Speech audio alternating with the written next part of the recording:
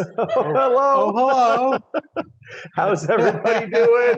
Oh my goodness. hello. Oh my God. Jim and Okay. I were talking about pectin And and we were talking. enzymes We're and talking we about won't grape bore growing you. We won't bore you with and all of wine that. making. Well, by the way, welcome to episode number 3 of our Brad and Jim dinner with Brad and Jim. And there's a couple of things that, first of all, up front, I want to tell you, I cheated this year at this time, and I added a wine. Uh, and the deal is that Yeah. last week, the staff and I, and I said that. Oh no. Christine in the back, and Jude over here, and in addition to that, Ozzy and the rest of the crew, we tasted up the 2020 Gewürztraminer, and it blew us away. We think it's probably the best we've made, and we decided to release it last week to the tasting room, and because it was just so good. And then I decided, you know what I'm going to do? I'm going to add it to this week's dinner Hmm. just because Hmm. it's all right. So, All right. well, and the fact is that it adds to our current idea of expanding our dinner with Brad and Jim so that it's more inclusive of different food types, different kind of things. And what I thought, what I'd like to do is my favorite summertime pop in your mouth kind of a thing is prosciutto and melon. And I thought that would be extraordinarily good to have on this inaugural event. Well, thank you so much for letting me enjoy this as Cheers. well. And man, Okay, thank you. So you do the rules. All right, but direct all of the how come we didn't get this wine earlier emails to Jim, not to be, but it also kind of goes to our June series, which we're going to be talking about later. The reason why he wanted to introduce a new wine is because in our next dinner series we're going to be having multiples. But I do have to get a couple of our things out of the way. So all of our fantastic folks that have been following us, you know how it works. If you have a question, please give us a chat. Jude or JJ or somebody will get back with you. Or if you've got just an amazing question, raise your hand. We can let you go live. We're letting you know we are recording this so that the folks that can't be with us here today can see it later, but we're only recording the screen that you see of Jim and I. We're not recording you, but if you ask a question, your voice will be recorded. I think that's all of our All the blurbs. And actually, stuff. I really would like everyone's, interaction a little bit, Yes. and let us know how we're doing and how you think of the stuff going on here. Now, again, sorry you didn't get it because we just released it last week. However, it's available. Let Maggie know or Jude and in the tasting room. Just give us a call or email us or whatever. And this, I think, is the best. I think. Okay. I'm going for prosciutto. I have tasted the fantastic one. All right, here we go. We need to taste it. We need to get all the feeling about it, and then we can have it with the pairing. Wow, beautiful, beautiful aromatics up front. I'm calling them some beautiful honeysuckle. Not quite sure. There's some wonderful ripe pear going through the mid palate, and darn it, there's some tropicals on the finish. They're absolutely fantastic. I'm not even going to talk about how you fermented it though. Mm. All right. We got some nice melons, a little bit of prosciutto. So we have salty, sweet, earthy, juicy. Oh man, that's good. I have to remember this. That was really nice. Actually, because this is a pretty young wine. This is a 2020. What I really liked about the prosciutto and that saltiness sort of brought mellowed out the highs and brought everything together. That was the finish to me really nice. with the prosciutto is you have that kind of a fatty characteristic, salty fatty characteristic. The nice acidity of the wine really pushes it through. Mm. All right, that sounds good. Holy mackerel, that is all right. I hate going on and on about a wine that you guys don't have. This is fantastic. It's awesome. If you want to enjoy it, you should. And then, which cheese did you decide to pair with the dish tonight? It's Manchego. Okay, Okay. so we went. And yeah, let's move on to that. And Mm. Well, hopefully, all right. I'm gonna have a taste or two just so we can get the Gewürztraminer and the prosciutto and melon out. But dang it, you can dig into that nose all day long. Let me know what you're thinking about this. This wine is just so rich. It's just got this really wonderful plush nose to it, just wonderful ripe beautiful cherry, blue fruit, and then the blueberry blue. wild. It I don't know how you get all this blue out of there. I'm Well, very jealous of what how we make this and how we actually grow it is more important. Is oh there there you go for that one.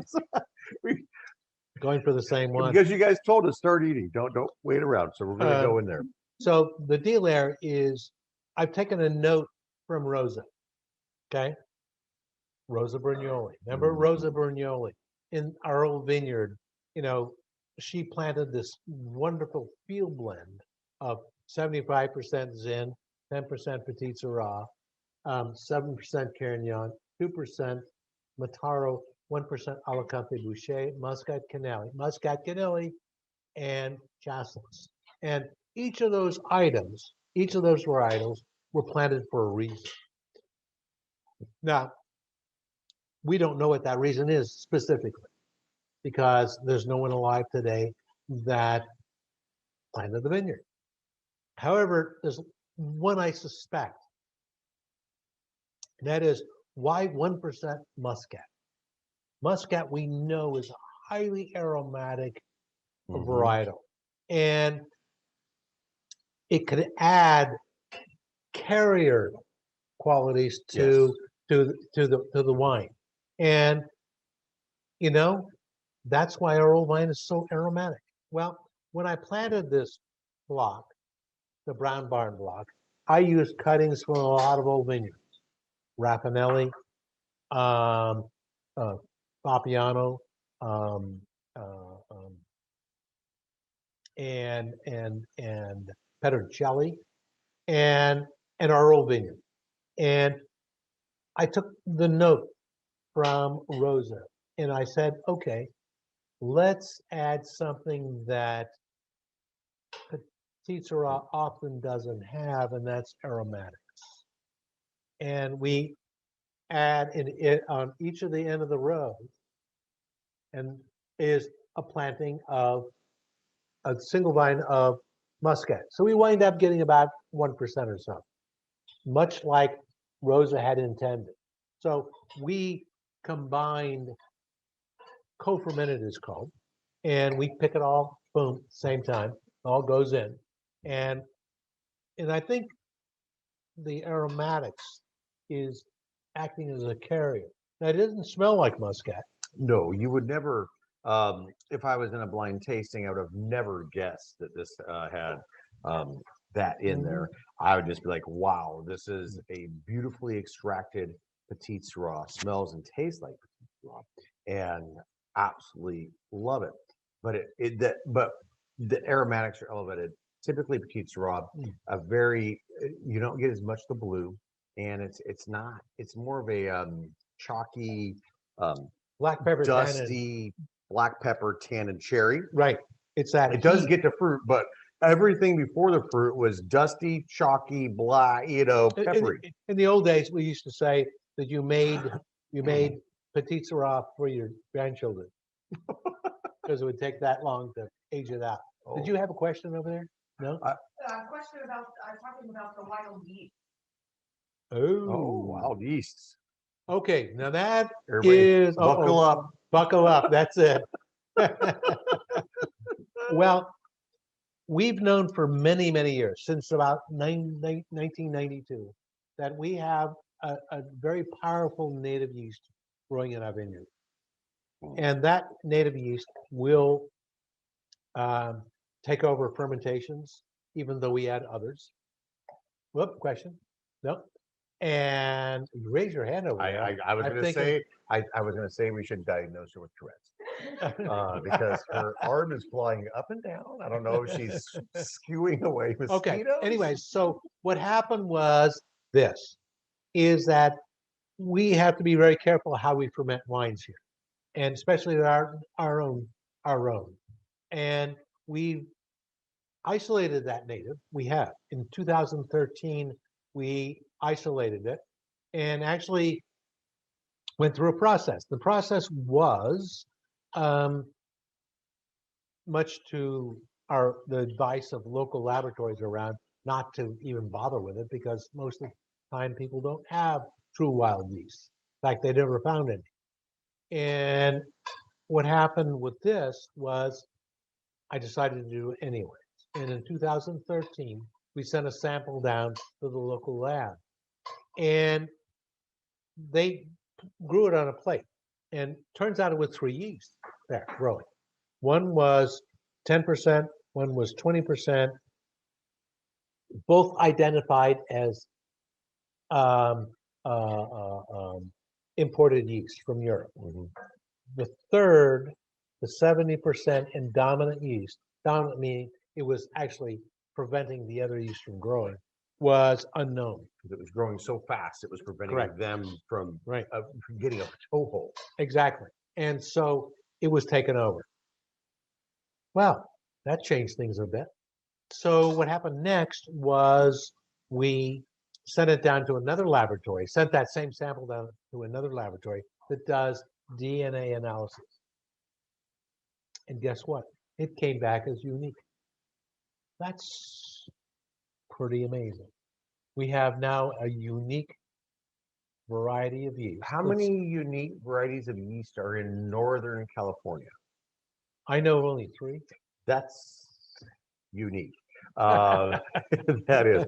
And the reason why there's those foreign yeasts in there, those dirty Frenchies most likely, is because folks like myself enjoy fermenting with those more delicate flavors. And so that's why those have been propagated year after year. But your yeast has managed to hang on. It has good properties about it and not so good properties. It's a very aggressive yeast. So it's quick. So if you want a fast fermentation, it will do it. Okay, but fast fermentation is not something necessarily we want. no, sometimes we want to slow. extractive. We want slow always because we want the extractive. So that means Blaine has to work really hard to slow it down. That's correct. We all do, yes. And the situation there is we've since 2013, we've really gone through our process of it. It really loves Petit Syrah, the yeast does. It really loves a Cabernet, and not so much Zinfandel. And what it is, it's a very fruit extractive yeast, and it brings a really prettiness. Oh, Is that why? I'm sorry. Oh no, I wasn't. I was no, I was motioning towards it only because I thought I had some in there. But so does that help this have this beautiful? Oh, well, look what we've got. It's time. It is time. Short ribs, braised short ribs with the Petit Syrah. And by the way, behind us here, Christina Tavani is our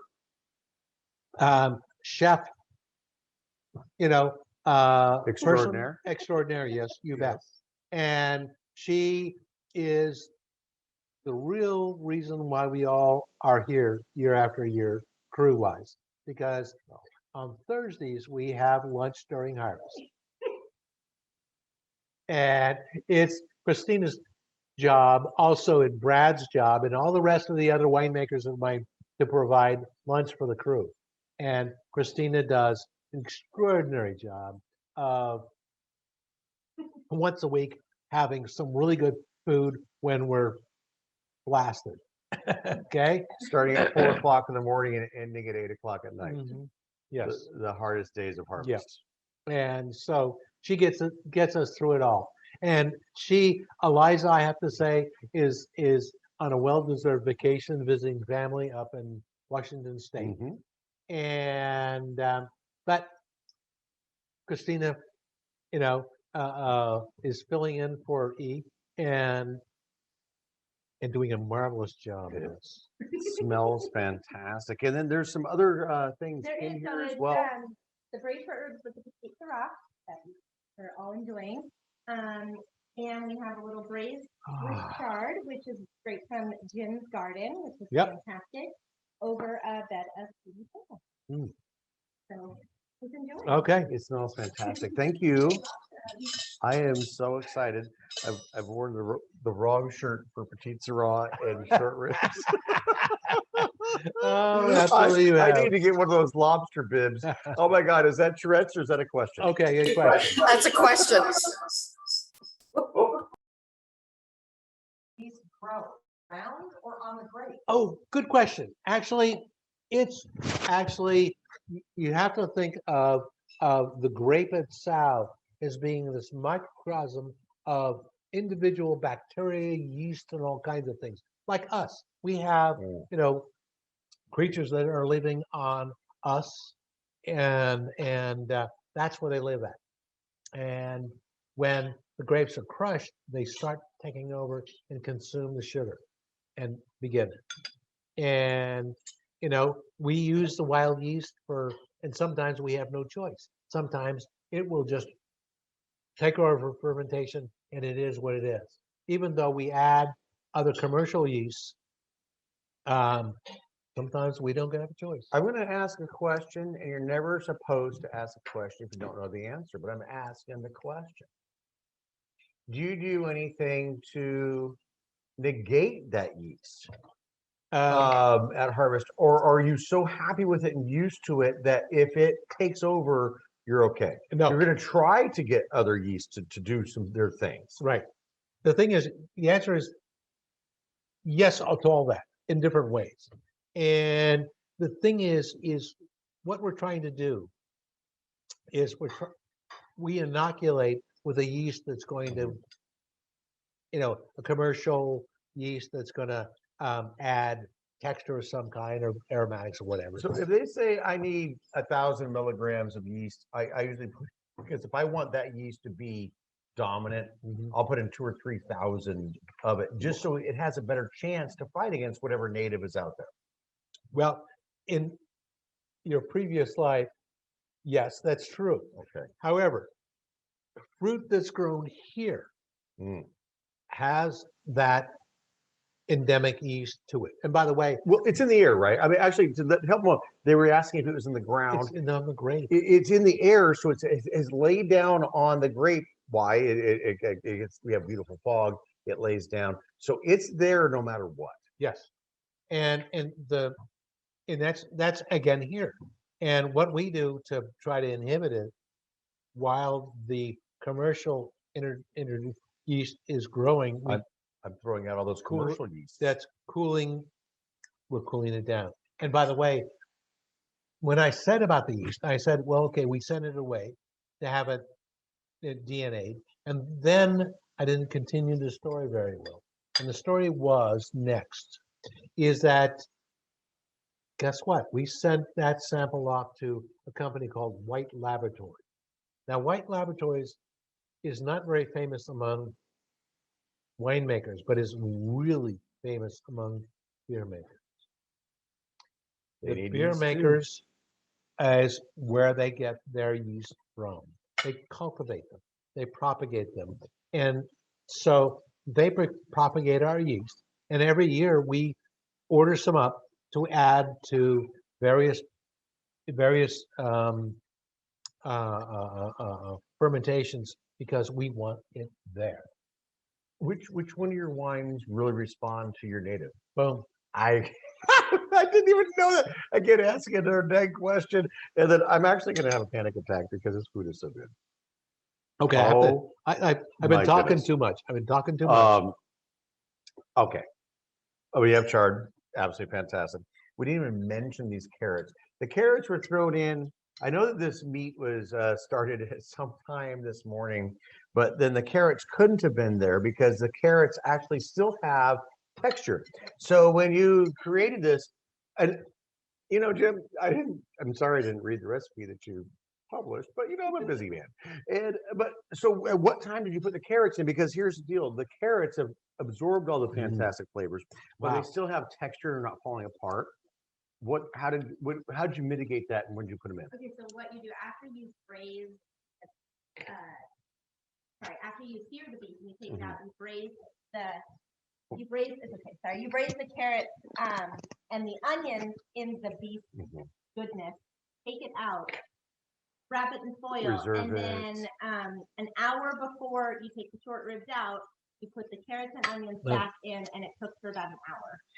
My carrots are mushy and dead when I serve my short ribs. These are absolutely fantastic, but they picked up all the Yes, justness of flavors, and so they got caramelized up front. we did. And you preserve the caramelization and the texture. Oh, that was fantastic. And that's a pro tip, people. Seriously, to have your carrot have a wonderful texture still to it. If this carrot would have been braising for the 12 hours along with it, it would have been wasted away into the broth. But that was one of the first things that I picked up, and it was beautifully caramelized and had a great texture to it. And chard, you haven't seen any chard in any of my recipes. There's probably a reason for that. I'll put chard in my recipes because that chard actually is cooked properly as well. Thank you. It still has, it's not mushy, but it has a really, so what's the trick to get the graininess and intensity out of a chard, but to have it be perfect like this? Because that is beautiful. So what I did was I did a pan of little olive oil and I threw the chard in straight to the olive oil and let it cook down a little. Then I added the salt. Oh, so no salt No, up front, but no salt up front. Because if you put it up front, the chard much is water. going to wilt instantly. It's just like mushrooms. You don't want to salt your mushrooms until almost at the end because then they expand all that water and they don't cook properly. We should submit these to educational channels because that I have never known. Yeah. And every time I've done it, I've put my salt in up front and I've gotten a wilted mess. It's like spinach, if it gets Or too cooked. worse. Yeah. Because So it's not as you tasty. want to salt it when it's halfway cooked and then cook a little bit. I have Absolutely. another opinion about chard, and that is that What? no chard in our garden. This is our I want to say staff garden again, but it's not. It's our communal garden, The family. our family garden that we put together, and everybody over the course eats, and it's tended by Jorge, and who does amazing job. He's the new guy. He's only worked for us for 16 years now, I think. You never let them hand over in properly. But the fact is a chard, much like kale, is so much better after a little frost, Okay. and it gets sweet. The frost helps the sweetness. I don't know how it does, but Okay. I've always never cared much for eating, chard or kale before February, March. I'll be darned. Because for some reason or other, it just it makes a little more sweetness to it. And this is just phenomenal. Wow. And I'm going to throw a polenta, fantastic, carrots, all these little ancillary items that people don't pay attention to. But you have to pay attention to it. You want to know why? Because it's adding the flavor, it's adding the texture. It's just like paying attention to the yeast that's in Jim's vineyards. It's just like paying attention to the aspect of the Petit Syrah or the Malbec or how we're going to do it. If you're not paying attention to all those, then your food just ends up being fine, okay? The whole 9 yards. I hope you guys made this recipe exactly the way it was created because this what I is like delicious. more than anything is about it is you have to dump a cup or two of Petit Syrah in it. Mm-hmm. I just love that It- look. It You know, is that no, dark, it is rich. It has no It is- chance but being purple. Well, It is you good. know, when Eliza, this is my typical fall food. I have to confess. But it's also warm one of my today. absolute drop dead favorites. And Eliza makes it, when things get, cold outside, in the fall after harvest, I get this little chill that happens. And my mother was from Vermont.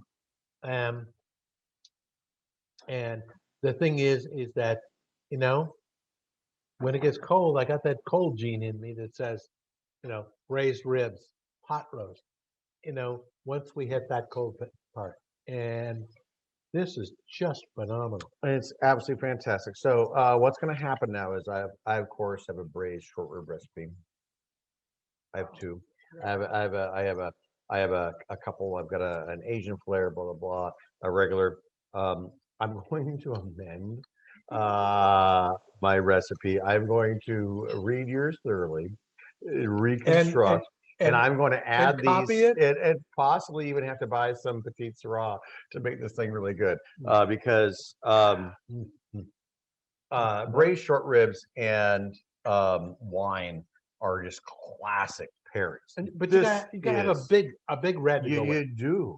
But yours has this luscious character, so I was a little worried it wasn't going to make it through. But here's what's neat is that Jim is able to manage a more approachable up front, not crazy pepper, a luscious, gosh, big nice cherries, black cherries, but it can still stand up to this very rich dish. And please let us know, or if you guys have cooked it. I think that this wine is absolutely complementary and incredibly complementary to the chard. The carrots were fantastic, but having the wine integrated with the polenta and the beef, just delicious. What do you think? Got a question over here. They're agreeing, this is the best short ribs they've ever had. A lot of people were either cooking them improperly, not getting that fall off the bone texture. Some folks made it in advance, which, as we know, Jim and I love it that way. Jim and I That's very say true. It's always better the second day. or even the third. Oh, That's kind of our weakness, but folks You are can really loving it. congeal things on a day or two later. Oh, this is Yes. just stunning. Um, flavors are exquisite. Everything's in proportion. This is just like a fine wine. Between the chard is your acid and your structure, right? And then you've got the richness of that, a little hint of sweetness with the carrots, and then the polenta. Like, honest to God, just takes me over the top. It's so deliciously. And I'm gonna guess this polenta has some cheese to it. Obviously most polentas are gonna have it. See, went to mascarpone, not just, you see, most everybody else would just do a little bit of Parmesan, give you the saltiness, not the creaminess. So the mascarpone gave you that nice creamy character This is to I really love this. that roughly ground polenta. You notice something else that as you I mean, this mascarpone. No kidding. Oh, it's there. I didn't know what it was. That's exactly what it is. Oh, my earnings are as you taste the it, heart. with the wine, So good. the wine gets, it gets sweeter, doesn't it? And red wine's not supposed to do that when you do it. But the fact is that this is the only wine, Petit Sirah is the only wine I think that stands up so well with braised ribs, pot roast, any of those kind of beef stew. Yeah, any of those kind of, things that have great, um, uh, uh, uh, sauces attached to them. Yeah, where they've been braised for a long time. So where Yeah. they've extracted all that amazing flavor Mhm. out of whatever piece of meat happened to be in there. And now all that wonderful flavor is there. And it's almost like that flavor is, just down in the nuances. And okay, the mascarpone. Okay, I've never put mascarpone cheese into my polenta. I'm never going to have polenta without it again, unless I want to be sad and have it not be interesting and fun. Okay. I was wondering what cheese was in there. I knew it wasn't Parmesan. It was way richer and much more intense. And it brings, here's the deal. The acidity of the wine, it works with it. It's perfect. Yeah. It's wonderful big wine. That's like those scrubbing bubbles when you have that really rich, fatty food that comes through, and then that wine scrubs that off, and you can taste the next bite again. This is absolutely fantastic. Okay, great job, everybody. Beautiful food, beautiful wine. Yep. And this is, of course, Eliza's recipe. And that's there. We have to thank her in Thank absence. you. We'll see you soon. I'm sure you'll be back home soon. Yeah. Holy, I'm gonna get my shot. I got a little. So the biggest complaint from people seems to be that apparently the recipe requires 2 cups of the wine. Is that correct, Chef Christina? That's a huge complaint. That's too much. So if you're going to utilize a recipe that takes 2 cups, You know, the reality is We're hearing you. We hear you. Well, no, and I this is always a problem. Last week they were saying send 2 bottles of each. Yeah. And the thing you got to remember is that, you know, often you hear, oh, I'm going to save this wine I don't like for cooking wine. That's a terrible thing to do. I mean, would you use off-flavored cheese or off-flavored meat? You know what I like to do is let my pork sit on the counter for 3 weeks before I throw it into a dish. There's no such thing as cooking wine. And I've just got to say it. You don't want to throw expensive wine like this into a dish, but when you throw expensive, beautiful wine like this into a dish, you have a much better dish. That is the deal. Absolutely. There is no, a day-old wine, fine. A 2-day-old wine, okay. But also, this dish wouldn't be the same dish with Pinot Noir if you had a 2-day-old. Wait, but more than that, it wouldn't be as the same with a $3 bottle of Yellowtail or something of that nature. I mean, the fact is that there's no such thing. Sorry, Australia, but I know you're sorry too. There's no such thing as saving wine you don't like. No, don't to go into your cooking, because you wouldn't do that with any other product. If you don't like it, you don't like it. You know what? I think I'm going to make a chili burger sauce, Jim, and all of my poblano peppers are rotten. I should probably throw those into my dish tonight. Nobody does it. It is a fallacy. Don't do it, Jim. That's a great point. If it's turned, throw it away. Or just or just not particularly good. I mean, so is Boone's Farm a no? Jessica Baker wants to know. Boone's Farm is fantastic. I don't want to go to jail here. No, the amazing amount of sugar that Boone's Farm leaves, the residual sugar is fantastic if you're making some sort of dessert that that tastes foul and would be horrific. Boone's Farm, a classic for all of our younger folks being introduced to wine. I'm sure it's great. It'll be. Boone's Farm doesn't exist anymore. I don't. What? Well, then we can. If it doesn't exist, then I can go farther. Because I was gonna.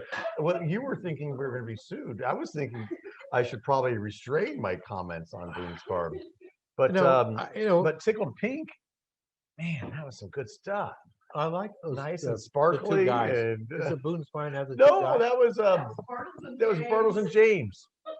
Oh. Hey, that was 7-Up in wine. Hey, wine cooler. I was tricked. I was buying wine coolers thinking I was sophisticated.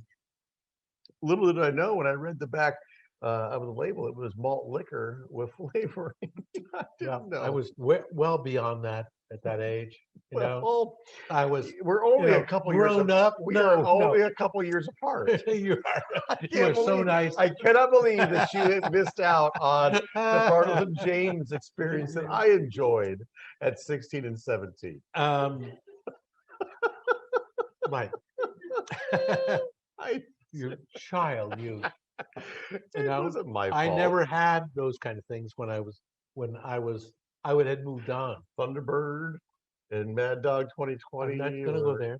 Any of Yeah, I'm those not gonna go things. there. Yeah, go there. But What was that? That was a dark period for America. no, it was a period. Are you finding enjoyment? No, God dang it! I'm not even going to ask. I don't want the answer. That was tough. I had it twice. And with that, bada-boom, boom. Yes, No, but the thing is that we all went through these periods growing up, and it's the way it is, you know. we have to be introduced to wine. And wine is a natural product. It naturally goes with food, and tonight is a stellar example of that. I mean, goodness gracious. Just fantastic. Um, the greens, not so bitter, just enough to add some contrast to the very rich, beautiful way everything was cooked. The mascarpone cheese. I'm never putting Parmesan in my polenta again. It's going to be the mascarpone. That was just brilliant. Whoever thought of that, absolutely love it. So good.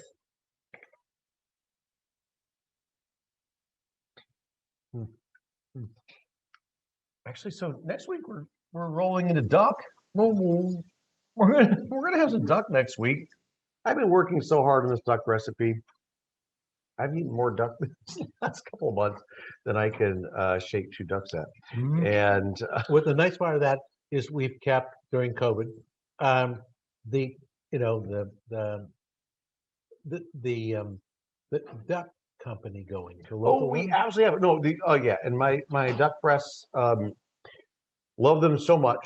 The ones I was experimenting with and wrote the recipe with were pterodactyl ducks, apparently. And the duck breasts I'm getting right now, apparently they're petite.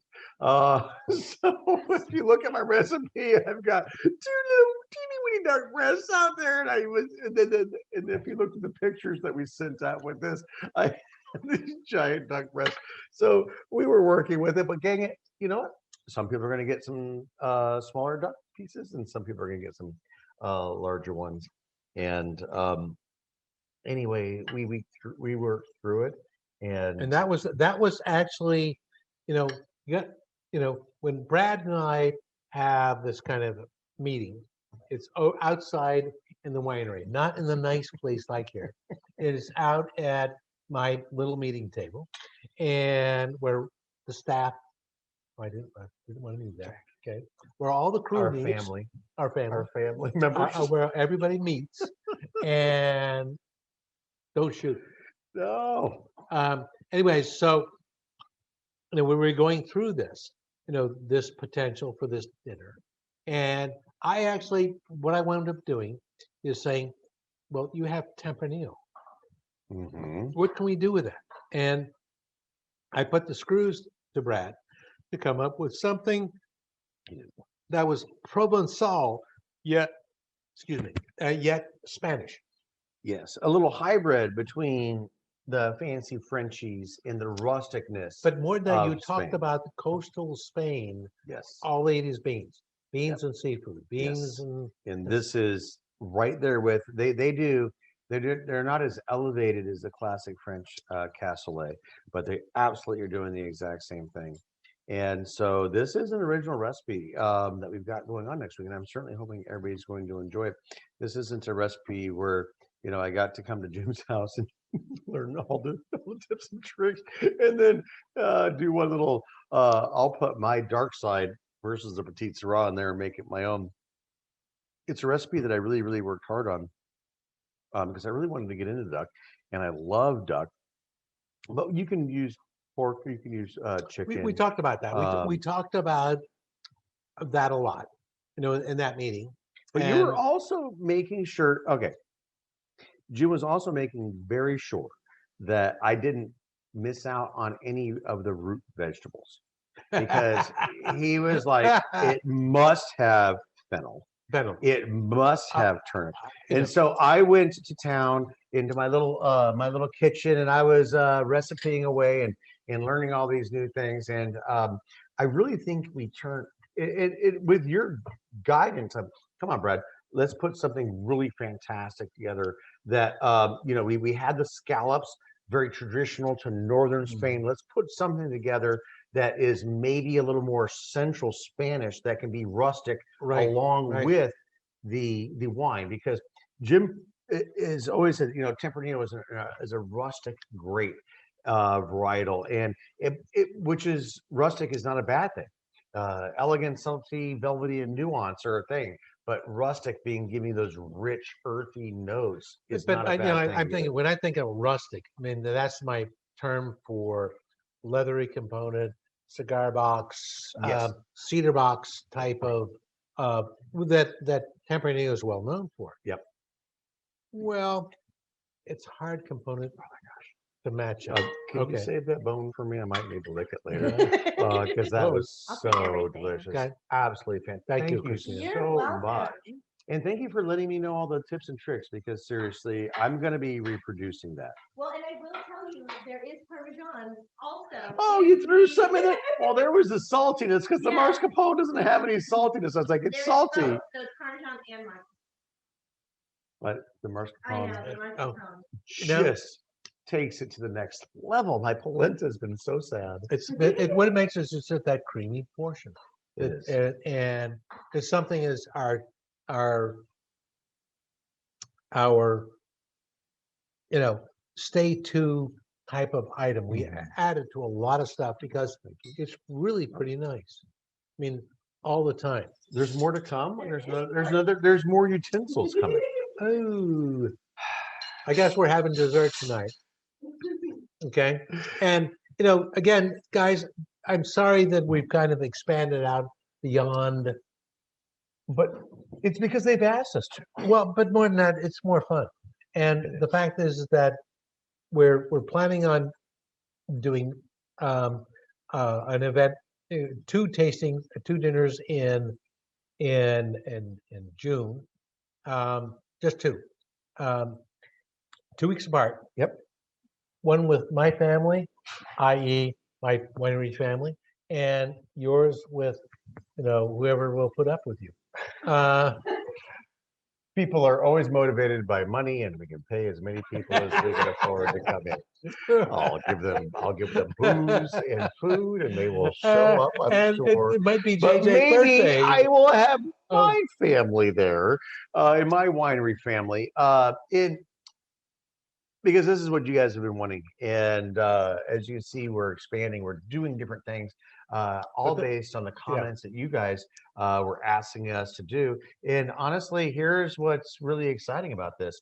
Last week and the week before with Eliza, that's how we interact. We bring some wine to our friend's home. Our friend produces some fantastic food, and we see how the wine pairs with it. And so we've expanded a little bit this week as well, where Jim brought in his white wine with it. Next week, I'm going to have my dessert that's expanded too. But what we want to do in June, and especially since June is really getting ready for all of the big July holiday parties, and I want to go back to something that Jim has mentioned many times, is that Alexander Valley and Sonoma County has just done a fantastic job at vaccinating all of us. And That's right. I they've forgot. just done an I amazing. forgot to thank once more. We have to thank them, because Alexander Valley specifically, but yet Sonoma County in general, has been vaccinated incredibly well. Mhm. And so because of that, we feel really comfortable inviting our friends out to come and see us. Well, our little clinic, our little Alexander Valley Health Clinic, has done an amazing job of putting their shit together. I mean, they beat everyone, and they beat everyone for a lot of reasons. The entire state of California was beaten by our clinic. Yeah, and the fact is that we got, when they had appointments open, they didn't just wait for people to fill in. They would call mash people. down our doors and tell you, Right. get your people in. We have and the 6 guys at the vaccines. Chamber of Commerce It's and the fantastic. Sonoma County Grape Growers and the All Sonoma worked County really Farm hard. Bureau Yes. all worked very hard setting all these things up. And they knocked it out of the ballpark. Alexander Valley Health Clinic from day one did an amazing job of, you know, putting it out there. I mean, 85% of Cloverdale mailing district has been vaccinated. And 100% of Guysville, Equitable, that's which is your, my town, Guysville, your Mhm. town, Cloverdale. We're right next to each other. well. We are so dang close. So you put them together, we're at 95%. We're talking about vaccine rates like a week and a half ago. Yeah. So most likely, you guys slacking up I there in don't- Cloverdale are probably taken care of as well. Yeah. So seriously, so here's the deal is that makes us much more comfortable to invite our friends out to come and see us. Correct. And so we are encouraging everybody to come and see us now. It is safe here. It is very safe here. We're still practicing all of the. We're doing still practicing outside. all of our. We're doing outside, but we are still on reservations. Mainly, of course, if you're our good friends, we're going to squeeze you in if we can. But here's the thing is But that please make a I reservation. really, the staff and I didn't really say the staff and I, that would be Our Jude family. and I, and have really, and Ozzy, have really been enjoying the reservation system. Mostly because of the fact that we're able to spend more time with you Yes. guys. We have Quality time. fantastic tasting bars. We have a rowdy, fun crowd. It was just beautiful and fantastic. People would come in, we would greet you, we would have a great time at our tasting bars. We are having a much better time being able to relax and sit down and talk and let you learn about the wine, Yeah. let you taste the wine at your own pace versus, how people were going back and forth. And so Jim and I, we've elevated our tasting experience, right? I think that the people, and I'm not going to say I think, the people have told us, both Yeah. of us. But more than that, it's all about me. And the all about me is that I like spending quality time Yes. with people, as you Me all too. know, that show up here. Yes. Okay. But when we're pulled by 300 people just randomly showing up at 3 o'clock, it's much different than Ooh. I can walk out and say hello and engage with all of my great friends Yeah. and people that are tasting at my tasting room. But that's what it's all and about. have time Early to on, talk to them. Early on, my earliest experiences were with, wine tasting, where you went to the winery and you talked with a grape grower or winemaker, and you sat down and spent some time with them. That's what I like. And I think we're moving back to that. Yeah. And it's just a better experience. And it's I'm enjoying being able to spend more quality time Yeah. with our folks. And so that's why we're both really sticking with the reservation system. Mhm. And you all know us, so you can make those reservations very easily. I was just in the tasting room earlier at your place, and there was people making reservations in June. I know I've got reservations made through June. And so if you're planning on coming to visit us, and not just us, but most everybody is going to some sort of reservation system. So if you're planning to come to wine country and expecting it to be like it was, it has evolved quite drastically. gotten But better. Ours Have gotten better. Ours is much better. Yeah. There is no doubt.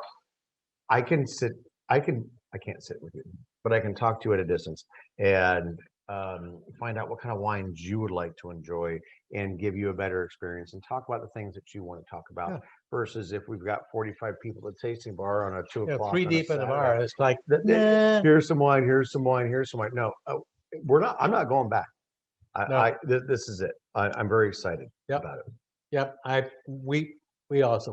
We talked about this many times about how we really like that system, and we will. That doesn't mean we can't fit you in short term. If you lose your mind and come out without a reservation, the thing is that talk to us. We will take care of you. We are working things. So we're going to stick with the Petite Syrah with this dessert.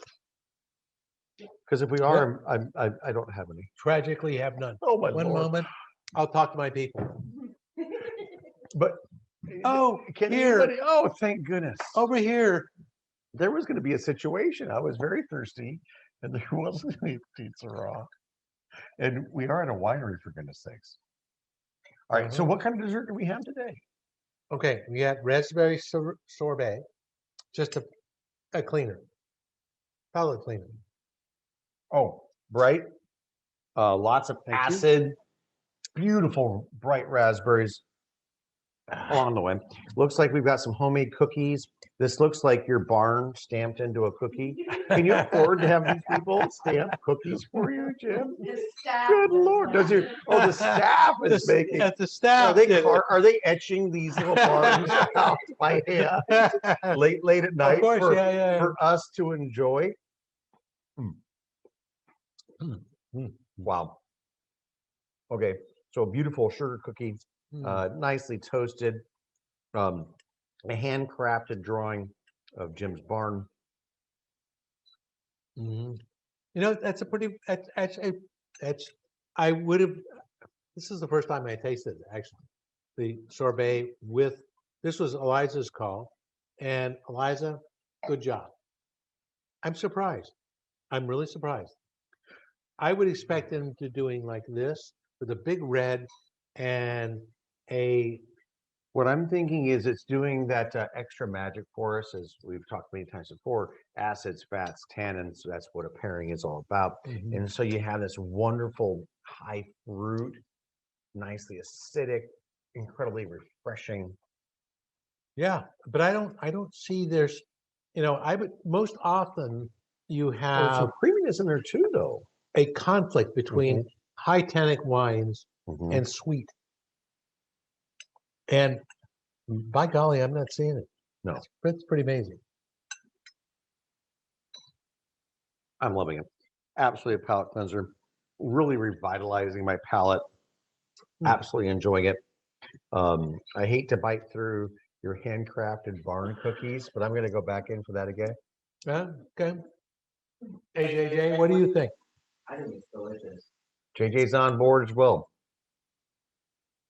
Well, I don't know how it pairs with the wine because you guys have kept it over there and you've consumed most of it. I'll go but this way. I'll go If this I way, use Jim. my I'll go imagination, I think it And would you're- probably be okay. I mean, what do I know? Oh my Oh, Lord. thank you, look at Brad. all this stuff. Dude, it's weird how there's no wine to go around at a fancy Oh, winery. man. Oh, wait a minute. We have another situation back there, Jim. We got the situation. There Jack. we go. There we go. Oh, hey, that's good. Yeah. Surprise. I'm going to say Right? that this is a surprise pairing. Absolutely. I would have never expected this to go. And that's why last week when I did that frozen lemon dessert, I went with a sparkling, lemony sparkling frizzante to kind of pair with it. But here's bright, fruity. With a big red, big Yeah. solid red. That's amazing. A question over there? Yeah, Brad, speaking about last week's dinner, just a random question. On the Albarino label, what's that graphic? Is that an image of a planet or what is that there? A dinosaur. Everybody loves dinosaurs. They're so fantastic. They just discovered there was T-Rexes in California. But sticking with the Mercury theme, this is actually a side view of the planet Mercury. So all of my white wines get a little side view of the planet Mercury, and that's what that label was inspired by, and dinosaurs. Okay. Jim doesn't buy it. No, I'm going there. It could be the moon, but that's just a little side view of the planet Mercury from the I was thinking it was a wave. of there water. was the messenger. It could be a wave of water. Let me see. That's not a wave of water. That's absolutely some sort of a side view of the planet. No waves of water, no waves for Mercury, but no, that's the Mercury, that little side view of the Mercury planet from the same year that I launched my company. The Mercury messenger made it out to the planet Mercury. no coincidence. I funded most of that project, and we got all these great That's images. why you're so poor now? Yes, and that's why we use those images for our labels. Ah, I got you. Okay. Or I was shocked that they launched a rocket called Mercury the same year that I had a winery called Mercury, so it was pretty handy. Okay, so next week, we're at Brad's house Oh man, and we're going to be celebrating JJ's birthday. We're going to Okay. have lots of people. The reason why we're going to have lots of people is we're going to be getting ready to Because- start handling our June shows. Are going to be only 2 instead of 4. We're going to be doing multiple wines. Obviously, you guys are correct. We're not sending you enough wine. So we're going to have different levels of packages. So when you end up putting 2 cups, which is an enormous amount of wine, into your braised ribs, you've got nothing left to drink. We're going to be sending you you'll have options of a single bottle, a double bottle, maybe a triple bottle order. We're listening to what you're doing. You're right. 2 cups of your wine are gone. What's left for dinner? They need another bottle. So we're going to be upping the game with different levels of the wine, and because we're rolling into barbecue season, and I don't spend 2 or 3 hours on the grill or make these big fancy dinners for 1 or 2 people. So we're going to be having our family winery members, fans, our winery family members joining us for these things, and it's just going to be really a lot of fun. And I can't wait to have you all enjoy that with us as well. And all of these things are based off of your comments. So as a lot of folks, thank you so much for doing the first one with us while we were, trying to get our sea legs. Yeah. And we upgraded this, and then early on, and then at the end of our last show for our last dinner series, people are like, come on, you guys could do more than that. You can tell us what you would have for dessert. What are you guys doing in wine country? What kind of meals What are are you the producing? what are the ads in the multiple courses? And for me, it's going to be fun because we're going to be taking our winery team, and everybody's going to contribute a little bit. We're going to have to the- contributors. Yes. And we're going to put it together. I mean, Jude's come up with what was that? I think Kiwi mango salsa that goes on top of Kiwi grilled salmon. mangoes. Mango. Mango. Mango salsa.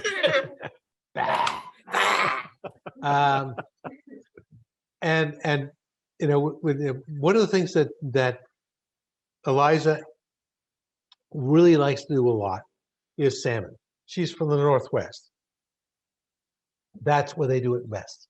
And we've, for many, many years, have done salmon with our own special way of doing things.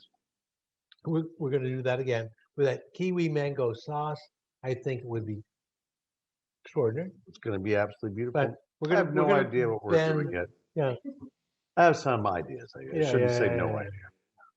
We just need wearing that thing that said rib champion of the world. Rib champion of the world is what I am, but that recipe is like a 3.5-hour recipe, and I'm not quite sure you guys are willing to donate that kind of time. So I know, but I'm gonna come up with a recipe that might be a little less time and Approachable, as they say. yes, and Okay. But I'll put my rib recipe out there as well for all of you guys that want to try that if you were liking all my other stuff. But I'm really working hard. JJ behind the scenes is a baking phenomenon. He is coming up in the baking world. I think he's been on Zumo's baking show 3 or 4 times, Okay. won twice. So JJ said that he was no. JJ's burying himself. He's into the, hiding behind the monitor over that way. JJ has promised me that he is going to have one of his recipes out there as well. It's really cool for baking wild yeasts. And you could use some of that wild yeast to raise. We've actually done beer with it, and we've done Florence Van Giem has also done a bread from it, paste, pizza dough. Does it which taste we've like petite sirah? No. No, All right. but it really, it's an interesting thing. And so we've had a lot of fun with the wild yeast over the time, for the last 6 years or so that we've been putzing with it. But it's been a fun environment.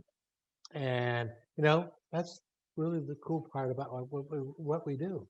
It's good work. We have a lot of time. Jim, Lot you of were it. saying that the wild yeast loves this petite sirah. So this is kind of an expression of your wild yeast. Yep.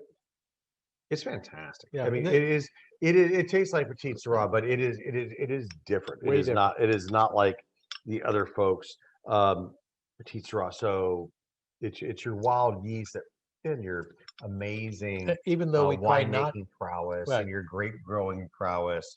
But with Mm. all that being said, and then the staff.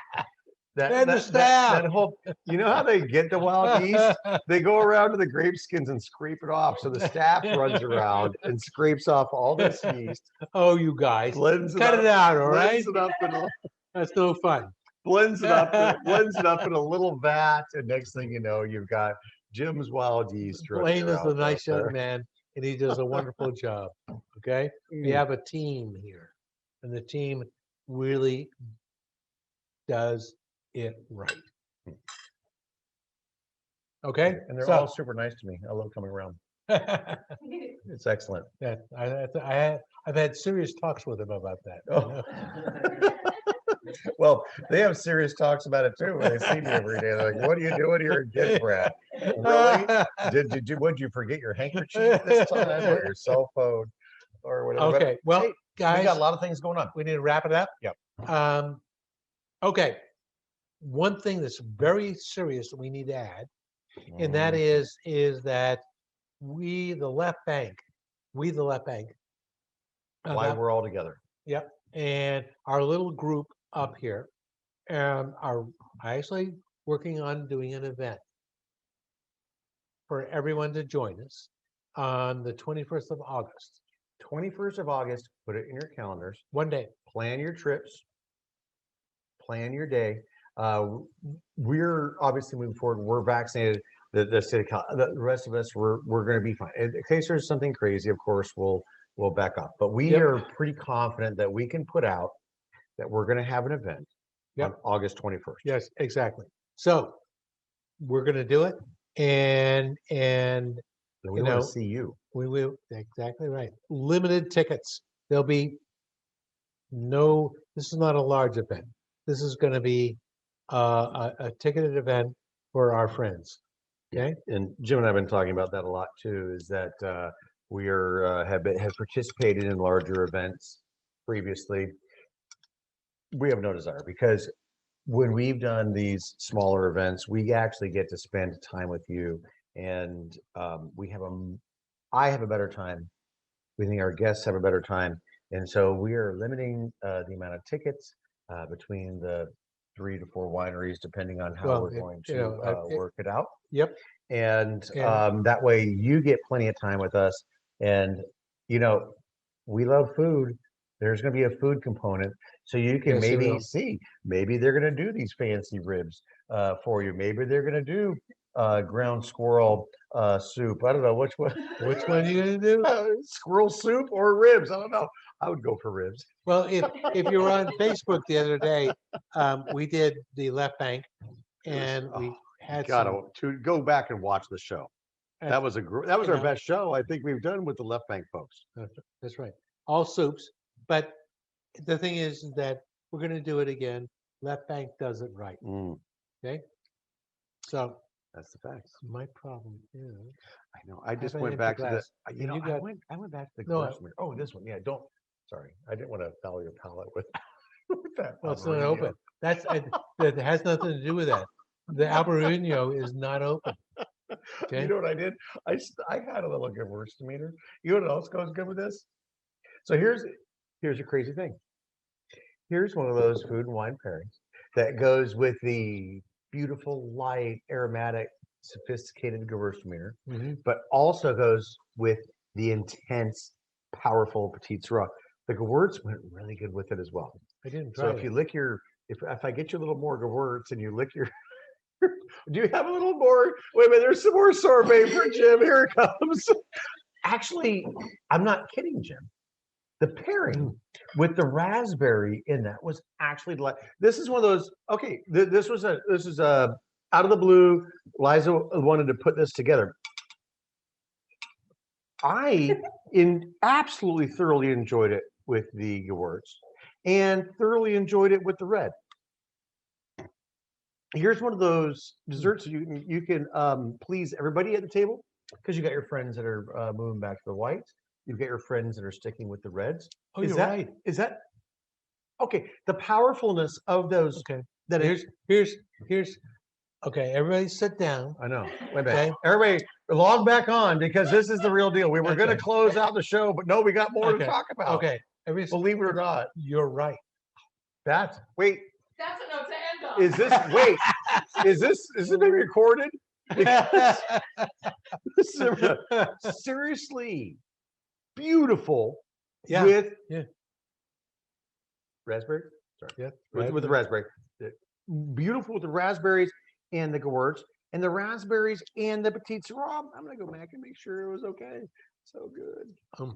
That's really I'm not wonderful. kidding. Actually, both absolutely beautiful. So let's say we were in Italy, maybe in northern Italy, where Gewürztraminer might be prevalent. We could have some of their what do they call it there? It's not gelato. Gelato. So we could have their gelato. We could have a Gewurz, and then we would bring up Jim's Petite Sirah. I think that actually the fact that this sorbet has very little dairy product in it, Right. like zero. I don't know that to be a fact, but it is that it really does. It's going fantastic. You know, It's beautiful. You know, And again, apologize that you have none of Jim's Gewurz. That's his fault, not mine. But I thought in my way, and I had some left in my glass. I was pretty confident it was going to go quite nicely. yeah, that's What really a good. beautiful pairing. So think about this Both in the wines. summer. What's It- cool about this summertime is that you got a big, bold, black Mhm. red, and you got another aromatic white that is just, on each end of the spectrum. the spectrum starts with one and ends with the other, and the pairing is actually perfect for both. I'm going to say perfect for both, not just good with the Gewurz, fine with that. The pairing is perfect with both. And if we Yep. could end the show by you saying I was right one more time, that would be fantastic.